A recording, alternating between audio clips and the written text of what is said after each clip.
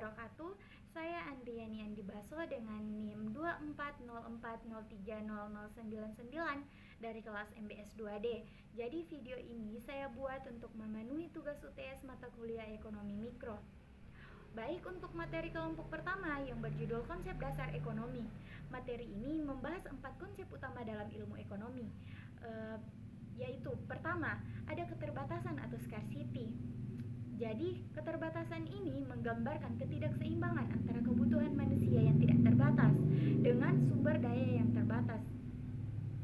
Faktor-faktor penyebab keterbatasan meliputi letak geografis, pertumbuhan penduduk yang tidak seimbang, dan rendahnya kemampuan produksi.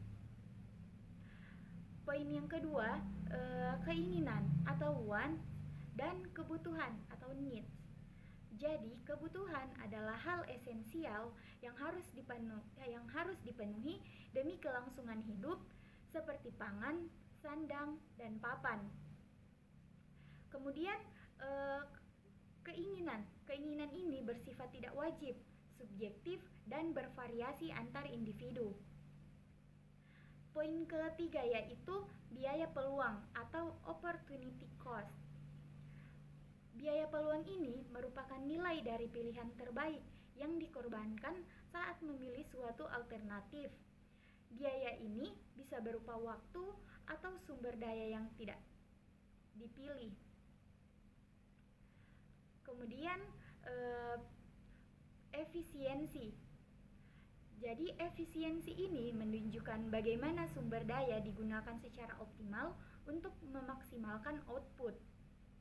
Efisiensi terbagi menjadi efisiensi produksi, efisiensi ekonomi, dan efisiensi pasar. Selanjutnya, materi yang akan saya bahas yaitu materi kelompok 4 yang berjudul Pasar Monopoli. Di sini ada poin pertama, pengertian pasar monopoli. Jadi, apa sih pasar monopoli itu? Pasar monopoli adalah struktur pasar di mana hanya terdapat satu penjual atau produsen tunggal yang menguasai pasar atas suatu produk atau jasa. Dalam kondisi ini, tidak ada pesaing atau barang pengganti dekat sehingga pelaku usaha memiliki kontrol penuh atas harga dan jumlah produksi. Praktik pasar monopoli dapat terjadi karena kepemilikan bahan baku, keunggulan teknologi, hak paten, lisensi, atau kondisi alamiah. Poin kedua yaitu karakteristik pasar monopoli. Jadi ada beberapa karakteristik pasar monopoli. Yang pertama, hanya terdapat satu produsen dalam pasar. Yang kedua, tidak ada barang substitusi yang dekat. Yang ketiga, sulit bagi perusahaan baru untuk masuk ke pasar monopoli ini. Dan yang keempat, produsen memiliki kekuasaan menentukan harga. Dan karakteristik yang terakhir, promosi atau iklan relatif tidak diperlukan. Mengapa?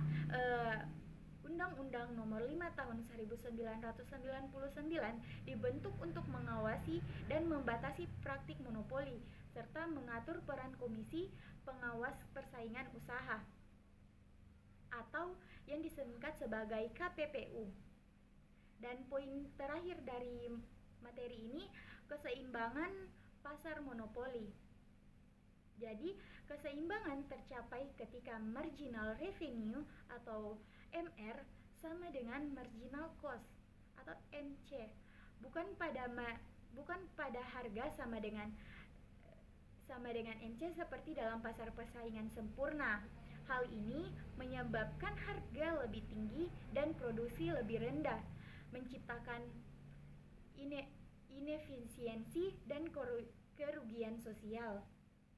Adapun contoh pasar monopoli di Indonesia seperti PLN, Pertamina, KAI, dan PDAM. Itu saja yang bisa saya sampaikan dari penjelasan materi 2 kelompok tadi. Jadi jika ada kekurangan mohon disempurnakan. Terima kasih atas waktunya. Sekian dari saya. Wabillahi taufiq wal hidayah. Wassalamualaikum warahmatullahi wabarakatuh.